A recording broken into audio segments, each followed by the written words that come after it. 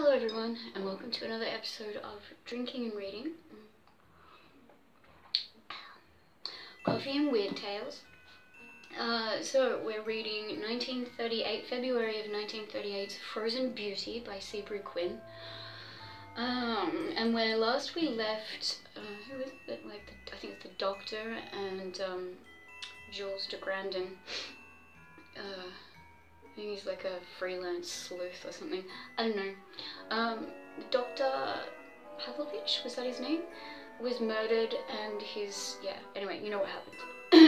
And also, a package has just been delivered to the dead guy's house. And we're about to see what's inside. Right, let's get into it. So, whoever put that case together had intended it to stand rough usage, for the 2-inch planks that formed it were secured with mortices and water-swollen dowels, so that the three of us attacked it furiously. It was upward of an hour ere we forced the first board loose, and that proved only the beginning, for so strongly were the shooks. Oh, man, a few things yeah. Fuck. Okay.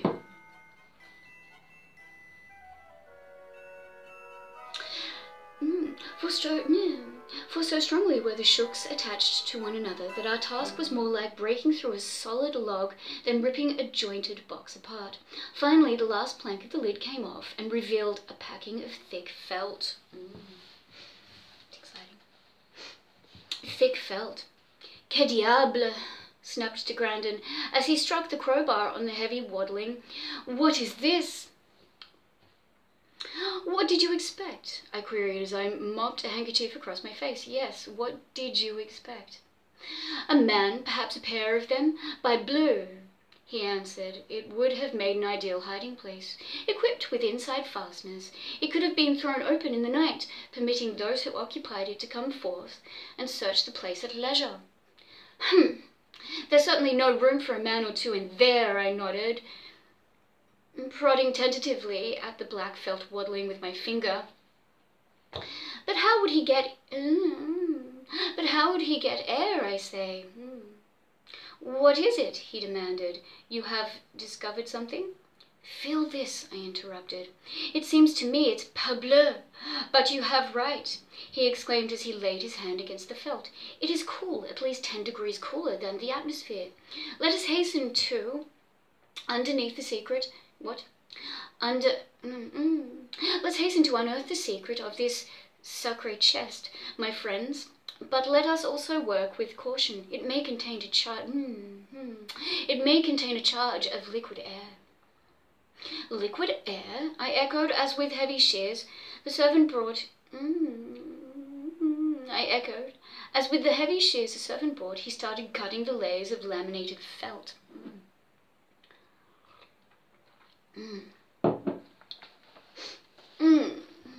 Fortune loves a madman.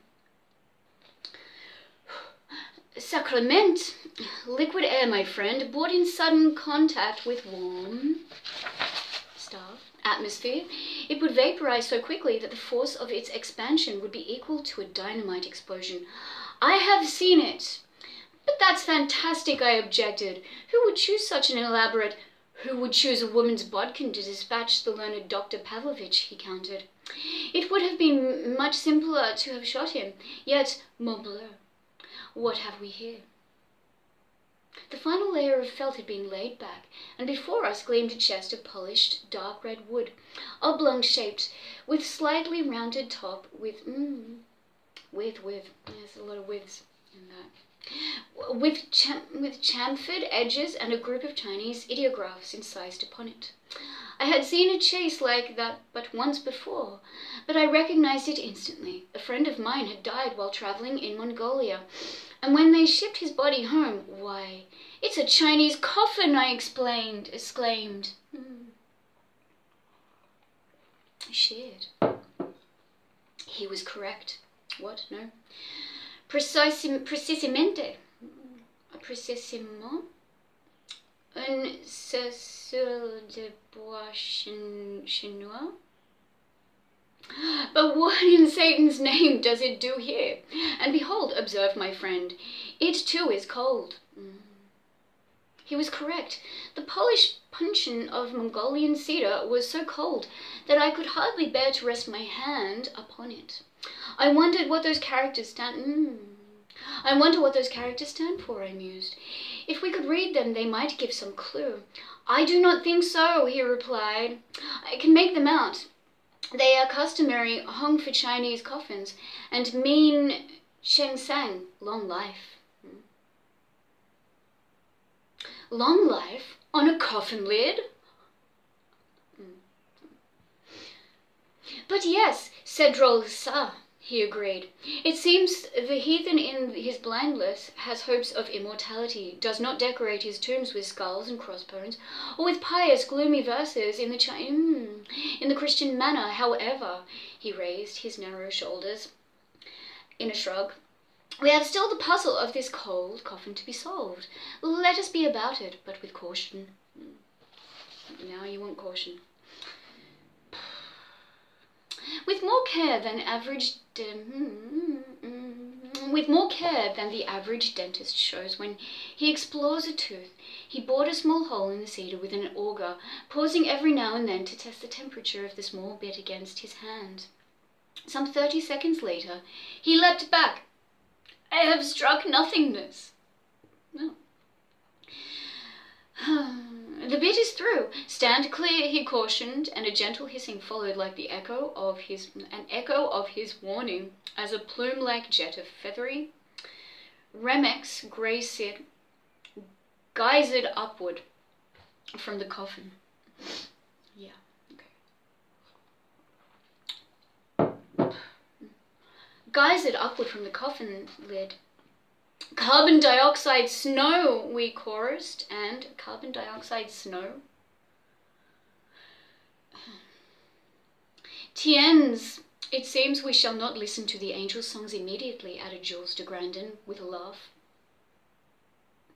The casket followed usual Chinese patterns, made from a single hollowed log with top and bottom joined by dowels. It was covered with successive coats of lacquer, which made it seem an undivided whole, and it was not till we searched some time that we were able to discern the line between the lid and the body. As a series of small auger holes was driven in the wood, and when these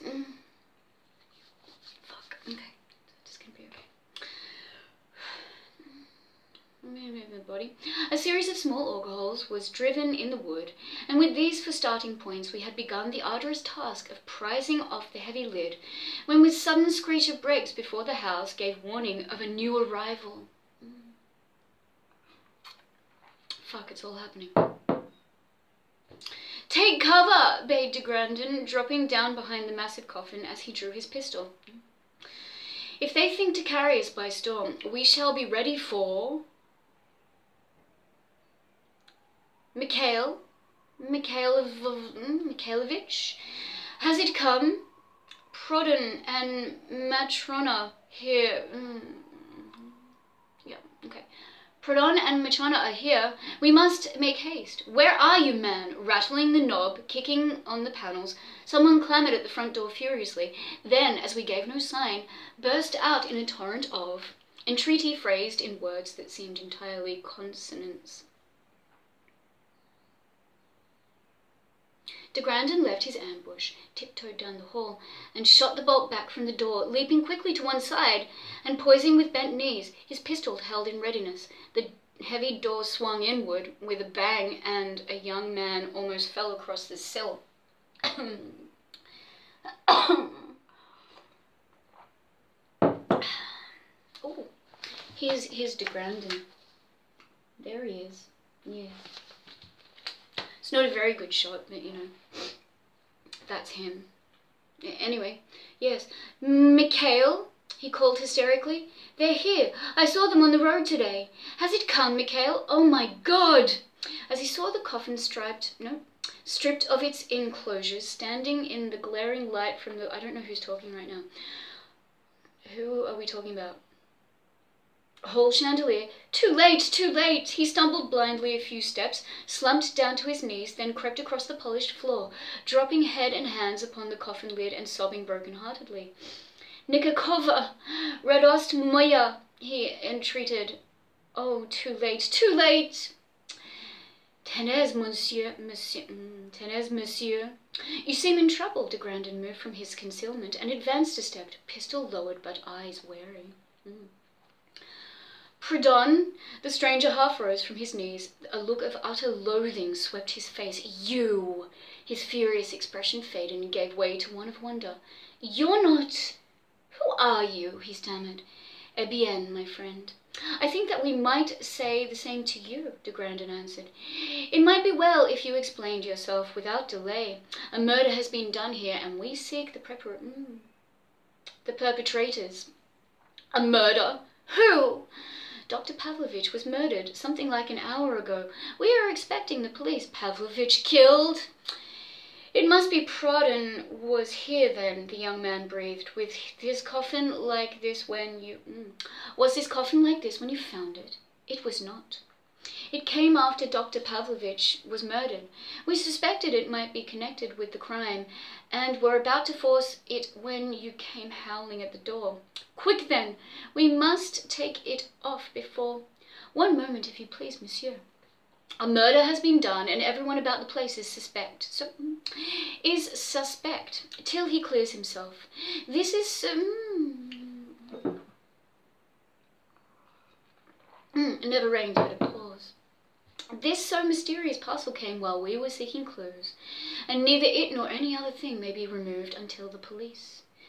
There's a lot of, cut-off sentences in this story. It's kind of annoying me a little bit. I'm going to push on. We can't wait for the police. They wouldn't understand. They'd not believe. They'd wait until it is too late. Oh, monsieur, I don't know who you are, but I beg that you will help me. I must remove this coffin right away, get it to a safe place, and have medical assistance, or... I am Dr. Jules de Grandin, and this is Dr. Samuel Trowbridge, both at your service if you can convince us that you have no criminal intent. The little Frenchman said, Why must you rush away this casket which was brought here but a little while ago, and why should you desire to keep its presence hidden from the officers? A look of desperation crossed the other's face. He laid his forehead on the chilly coffin top again and burst into a fit of weeping. Finally, you are educated men, physicians, may understand. Okay.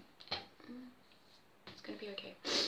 And may understand, he murmured between sobs. You must believe me when I tell you that unless we take this coffin out at once, a terrible calamity will follow.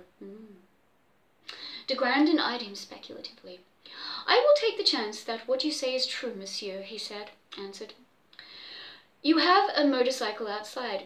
Good. Dr. Trowbridge will accompany you and guide you to our house. I shall stay and wait until the police have been notified and aid them with such information as I have. Then I shall rejoin you. Turning to the servant, he commanded, Help us place this box upon the motor, if you please. Then hasten to the nearest neighbours and telephone the officers. I await you here. Yeah, okay, well, I think we're going to stop there. I'm in it, but I'm just maybe not as in it today as I want to be. So, also, we're up to page 64. Okay, also, I'm about to go for a walk with my husband, so gonna stop, gonna just, if you've listened, thanks for listening. I'm still no closer to finding out what the fuck's going on in the story, but I mean, I'm sure all will be revealed. If you've liked this video, please give it a like. If you would like to subscribe, please do. If you mainly come for crochet but you've watched this video anyway, please be assured that I will be making another pair of gloves, this time with full fingers. But that's a project in the works. Yes, okay.